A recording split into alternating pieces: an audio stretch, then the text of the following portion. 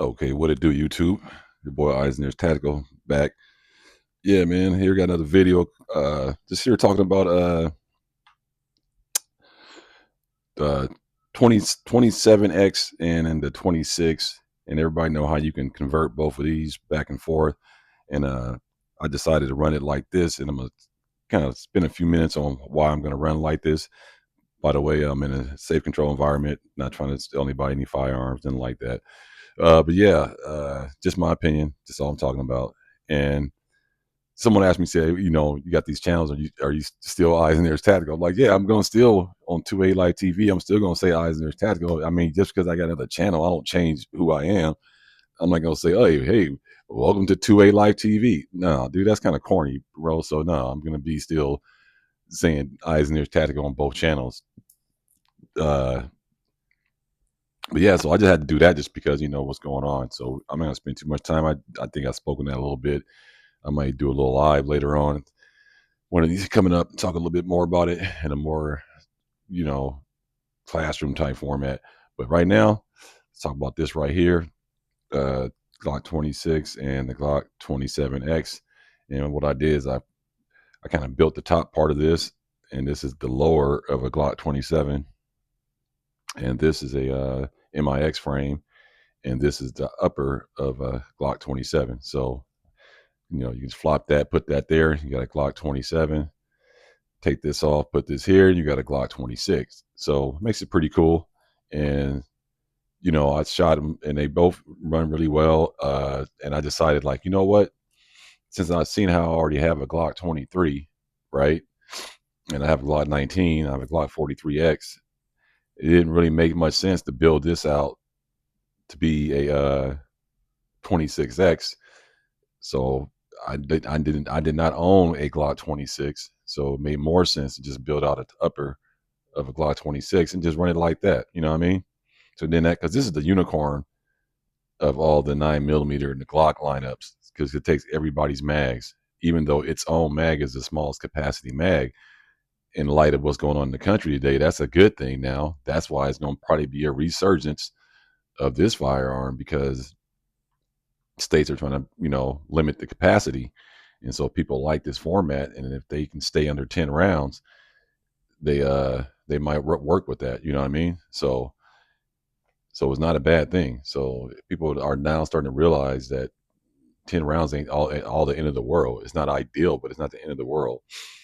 So yeah, so I thought like that it makes more sense to put it in the 27X, put in that 27X configuration, because you get some good capacity, but just a tiny bit smaller package than a Glock 23. See what I'm saying? So that's what I thought that was better, and I can obviously carry both of them. As I have holsters that fit both both firearms in either configuration. So two holsters, four different configurations. It's not bad. So 27X. So it's not bad. You get two holsters, four different configurations. Don't have to spend no money there. And yeah, so this is the one I built out, and it runs good. Don't need no optic or anything like that on either one of these guns. So you get all your fingers on there. Definitely pretty solid. And this one, like I said, it's a little bit smaller than 23, but you still get the good capacity though. So gotta like that too. So I like the way this is set up, the way I got it.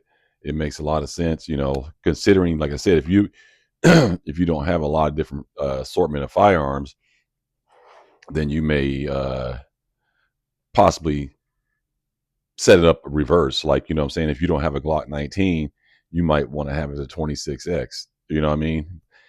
Or something like that. But seeing how I have several 9mm in all different configurations, uh, 43X, 19, 19X, 47, so 34. So I can go on and on in 9mm. And then in 40, 27, 27X, 23, 35.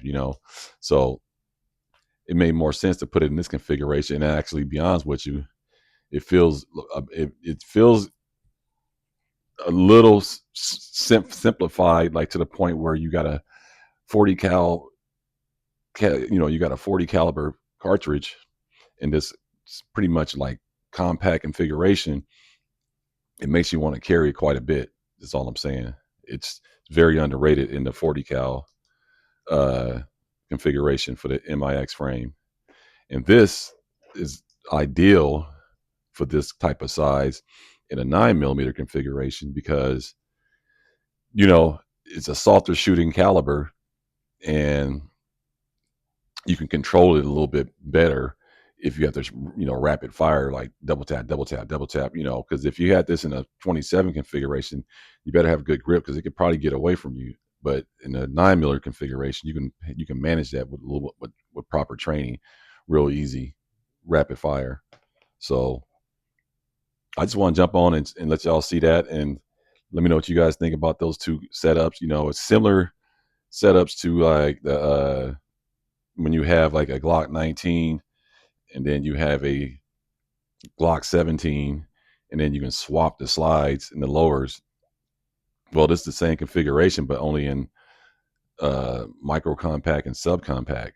So it's a really, really ideal configuration for everyday carry, or if you don't have a lot of firearms and but you want to be able to carry different capacities and different calibers, but you still want to keep it smaller than maybe a full size or something like that, or a mid size. So this is awesome. You know what I'm saying? Good, great setups, so it's kind of glad I did that. And like I said, you got, I got my holsters already. So, shout out to Tolster, for the profile holster. And sometimes when you trying to find holsters, you have to remember, you may have to go, like, say you want a holster to fit this, but you can't find it. You may have to just go up a notch in a different model. Like, for example, this is a Glock 29 holster right here. This is a Glock 29 holster, but this is a MIX frame. But those configurations are ideal. So sometimes you got to think out the box, and you get a little bit more overhang right there, but it fits though without really trying to break the bank and search all over the globe to find a holster to fit. Sometimes you just may have to go to another model that's not even the manufacturer model, but it looks like you got to read the dimensions of the firearm, and then go to the holster companies and then plug those dimensions in, and you can find a holster that could fit a model of a gun that probably nobody even thought would fit, if that makes any sense. So yeah, this is how I got it, man. Pretty good, cool setup, man. I like it. And shout out to Silver and Black Entertainment. Definitely go by his channel, subscribe. Cool brother, man. He got some cool stuff up. Also follow him on Instagram too, Silver and Black Entertainment. You know what I'm saying? And then my man Go Hard Tactics. Definitely go to his channel. He got an Instagram too, and check him out. Support him. And then the Couch Potato Show, man. You know what I'm saying? Gotta support the Couch Potato Show, man. So go by his channel, Instagram also, and support him and several other mini gun tubers and everybody else that's doing good work out here in the 2A community. Continue to do that, and let's support each other. Keep the show rolling, and let's go. Like, comment, subscribe. Everybody stay blessed. Peace.